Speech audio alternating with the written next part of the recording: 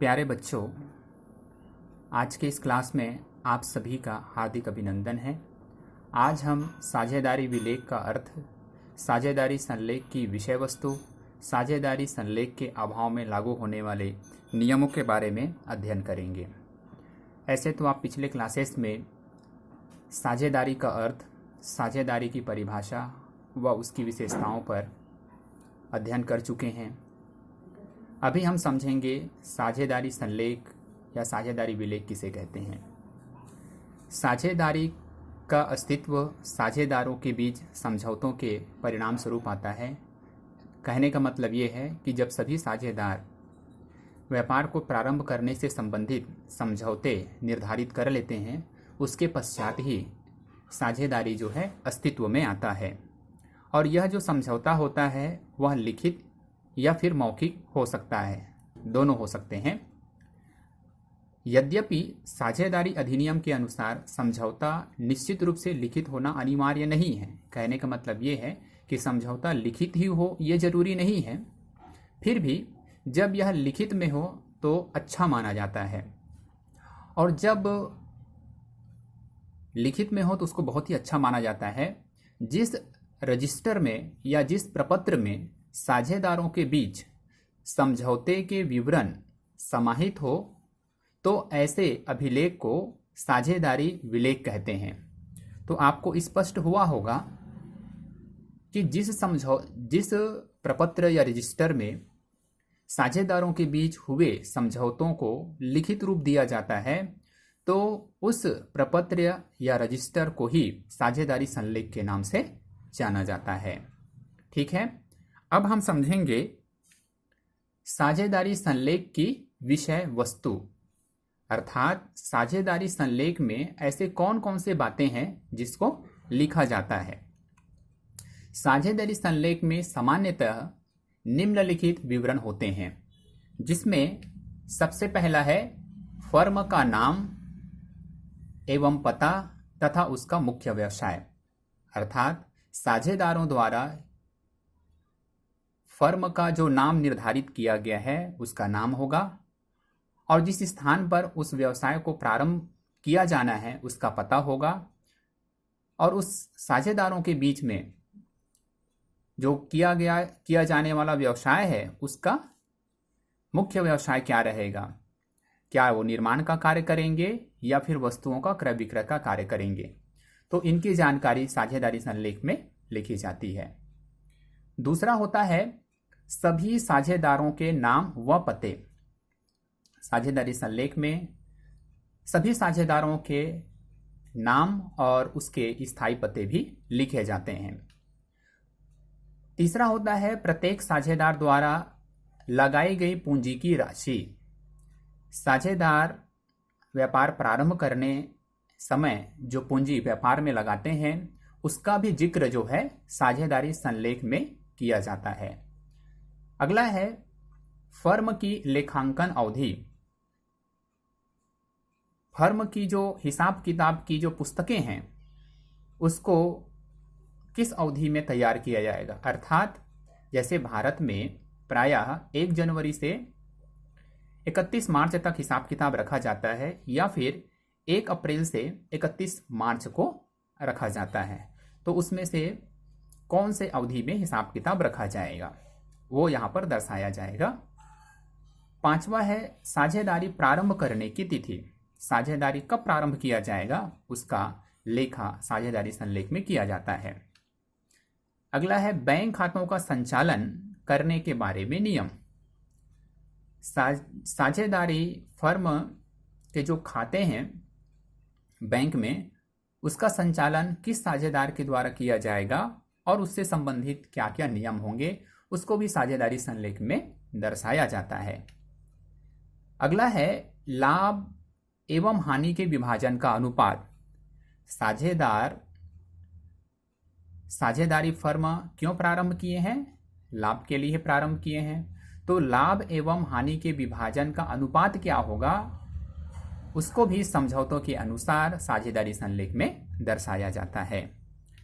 अगला है पूंजी, ऋणों एवं आहरणों आदि पर ब्याज की दर। है ना। कहने का मतलब ये, साझेदार जब व्यापार प्रारंभ किए उस समय जो पूंजी लाए थे और अन्य व्यक्तियों से जो ऋण के रूप में पैसा उधार लिए हैं, और साथ ही साझेदारों द्वारा आहरित की गई राशि आदि पर ब्याज की क्या क्या दर होंगी, उसका भी उल्लेख साझेदारी संलेख में किया जाता है।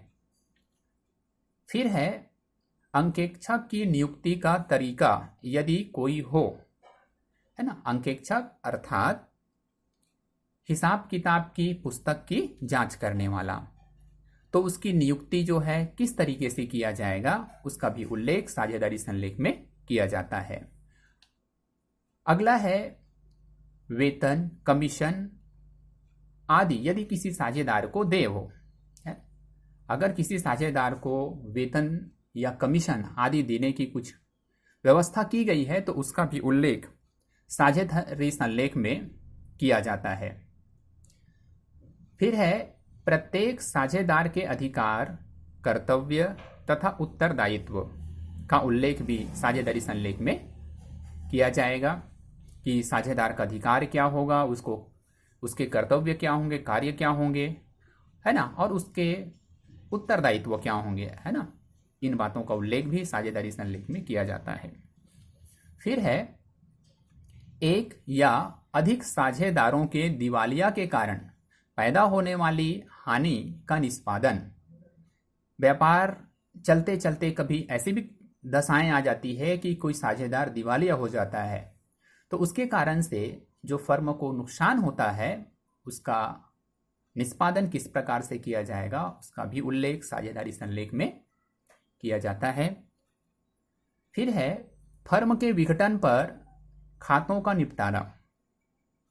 जब फर्म का विघटन होता है, समापन होता है, तो उस समय जो है खाते जो हैं साझेदारों के बीच हिसाब किताब की, उसको किस प्रकार से निपटारा किया जाएगा, उसका भी उल्लेख साझेदारी संलेख में किया जाता है।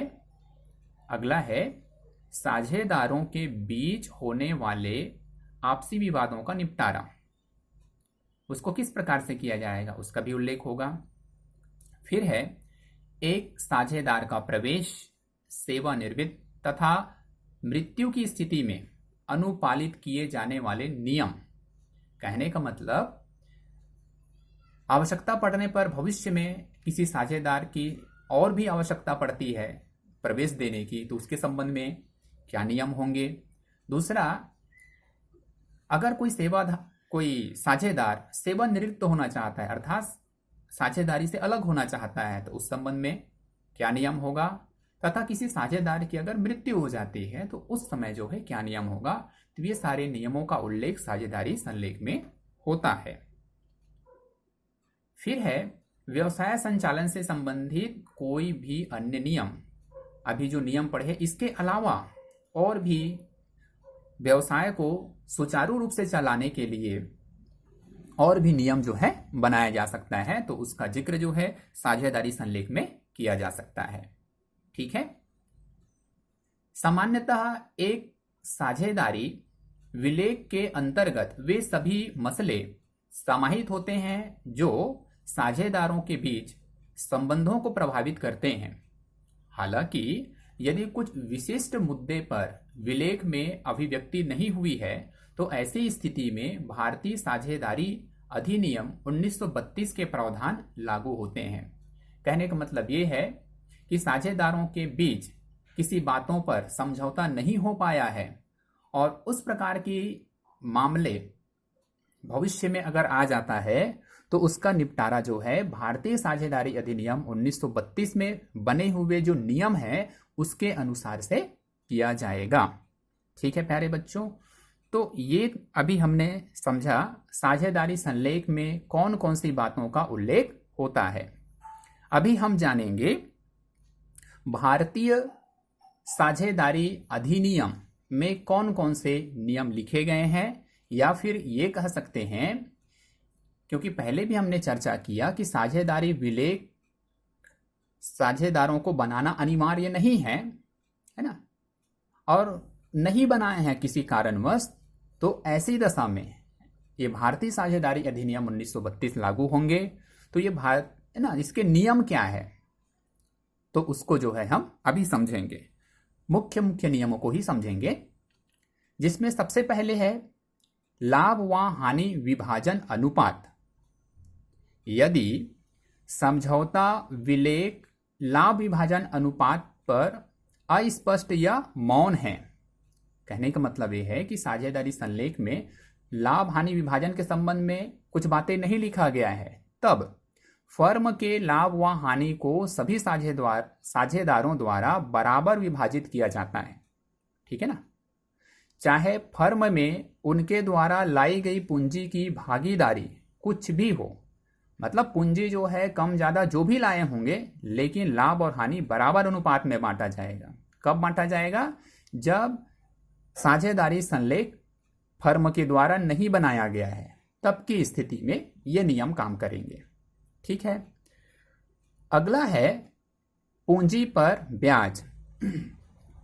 फर्म में लगाई गई पूंजी राशि पर कोई भी साझेदार ब्याज पाने के लिए वस्तुतः अधिकृत नहीं है। कहने का मतलब यह है कि किसी भी साझेदार को पूंजी पर ब्याज नहीं दिया जाएगा। हालांकि ब्याज तभी दिया जा सकता है जब दूसरे साझेदार स्पष्ट रूप से उसके लिए सहमत हुए हों, है ना। कहने का मतलब यह है कि और जो साझेदार हैं वहां पर सभी लोग अगर सहमत है कि पूंजी पर ब्याज दिया जाए तो ऐसी स्थिति में दिया जा सकता है। इसीलिए यदि साझेदारी संलेख इस मुद्दे पर मौन है, साझेदारी संलेख में किसी प्रकार के पूंजी पर ब्याज के संबंध में कोई बातें नहीं लिखी गई है, तो पूंजी पर कोई भी ब्याज देय नहीं होता है। क्लियर है ये भी पॉइंट। अगला हम समझें आहरण पर ब्याज। यदि विलेख में इस बारे में कोई उल्लेख नहीं है तो साझेदारों द्वारा निकाली गई आहरित राशि पर कोई ब्याज नहीं लिया जाएगा, है ना। आहरण मतलब समझते हैं कि फर्म का मालिक जो है अगर कुछ पैसा निकालते हैं तो उसको आहरण कहते हैं, तो उस पर ब्याज लिया जाएगा कि नहीं, है ना। तो उस संबंध में साझेदारी संलेख के अभाव में आहरित राशि पर भी ब्याज नहीं लिया जाता है।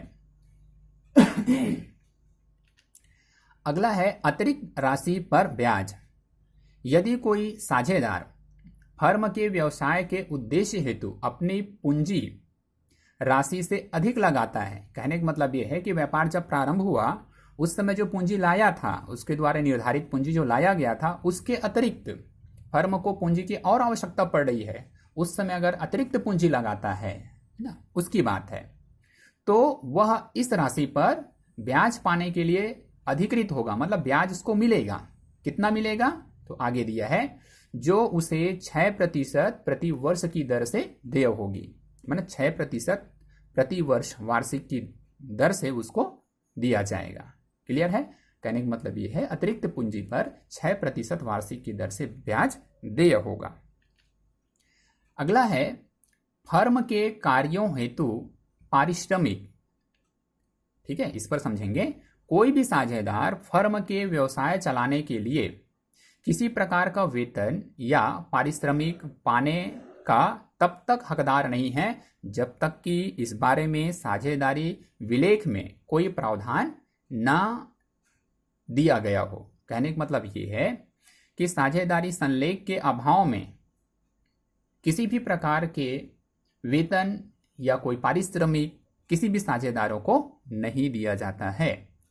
ठीक है, तो ये कुछ मुख्य मुख्य बातें हैं जिसकी चर्चा हमने अभी की, और इन्हीं चीज़ों की आवश्यकता जब हम प्रैक्टिकल सवाल जब बनाते हैं उस समय आवश्यकता पड़ती है। कुछ और भी नियम हैं 2 मुख्य रूप से, उसका थोड़ा सा अध्ययन कर लें। उपरोक्त प्रावधानों के अलावा भारतीय साझेदारी अधिनियम यह स्पष्ट करता है कि साझेदारों के बीच समझौते में यह विषय महत्वपूर्ण रखते हैं, तो उसकी हम चर्चा करते हैं। जिसमें पहला है, यदि कोई साझेदार फर्म के नाम, ख्याति या व्यापारिक संबंधों का उपयोग करते हुए कोई गुप्त लाभ निजी हित हेतु अर्जित करता है, तो फर्म ऐसे साझेदार से उक्त लाभ वसूल कर सकता है। ठीक है ना। कहने का मतलब ये है कि साझेदारी संस्था में कोई साझेदार है और वो जो है फर्म के नाम से, फर्म के ख्याति के कारण से, है ना, फर्म के अच्छे व्यापारिक संबंध के कारण से वो पर्सनल गुप्त लाभ अगर कुछ लेता है, अर्जित कर रहा है, तो जो अर्जित की गई लाभ है उस लाभ को, है ना, फर्म जो है वसूल कर सकता है। ये है इसका नियम। ठीक है। अब समझें दूसरा, यदि एक साझेदार फर्म के व्यवसाय के समान ही किसी व्यवसाय को चलाता है या वह फर्म से प्रतियोगिता करता है तो वह फर्म के लिए उत्तरदायी होगा। वह अपने व्यवसाय से प्राप्त लाभों को फर्म के लिए देय होगा। कहने का मतलब ये है कि कोई साझेदार का एक व्यवसाय है, जैसे कपड़े का व्यवसाय है, ठीक है, अपने खुद का, और दूसरा जो साझेदारी फर्म में भी वो साझेदार के रूप में कार्य करता है और वो भी कपड़े का ही व्यवसाय है, तो अपने निजी व्यवसाय, है ना, के द्वारा फर्म का प्रतियोगिता करता है। प्रतियोगिता करने के दौरान उसको अधिक लाभ अर्जित करता है, तो उस लाभ को भी फर्म को देने के लिए उत्तरदायी होगा। मतलब फर्म के साथ तो कंपटीशन नहीं कर सकता है, ठीक है ना भाई, और कंपटीशन करके अधिक लाभ कमाता है तो उस लाभ को वसूल करने का अधिकार फर्म को होगा। ठीक है। तो ये दो महत्वपूर्ण और भी नियम हैं। ठीक है। इन नियमों को भी हमको ध्यान में रखना है। तो आज हमने पढ़े साझेदारी संलेख क्या है ना। तो आपको बताया कि साझेदारी संलेख एक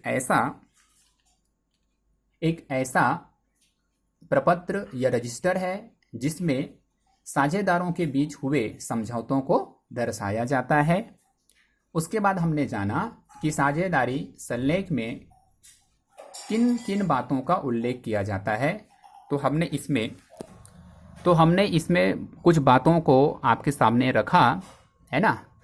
साथ ही हमने आपको ये भी बताया कि साझेदारी संलेख अगर साझेदार नहीं बनाते हैं तो ऐसी दशा में कौन से नियम काम करेंगे। ठीक है। तो प्यारे बच्चों, आपको ये सारी चीज़ समझ में आया होगा। आज के लिए बस इतना ही। अगले क्लास में हम जो है ना, प्रैक्टिकल सवाल के तौर पे पढ़ेंगे कि साझेदारी में कौन कौन से लेखे खोले जाते हैं और उसका हिसाब किताब किस प्रकार से रखा जाता है। Okay, thank you.